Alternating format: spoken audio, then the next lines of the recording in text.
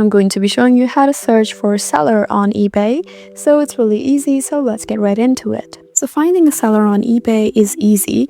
So here's a step-by-step guide for both desktop and mobile. So it's pretty simple for the same for both desktop and app. So just open your eBay app. Since I'm using a phone, as you can see, it's right there. And once you've done so, all you need to do is just tap on search, which is right there at the top. Just go ahead and tap here, and now you can search for an item. So let's say cars. And once you do so, you just need to look at the top where you can find filter. So as you tap here, you can sort through these categories, and now you just need to tap on show more, and now you can just search for the option that says seller. So as you can see, there's an authorized seller right there. Just go ahead and make sure you turn this button on and search for it.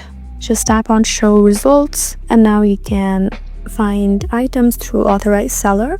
But if you want to know a specific seller's username, then it's pretty easy. This is just go to your browser, and now you just need to press ebay.com/usr/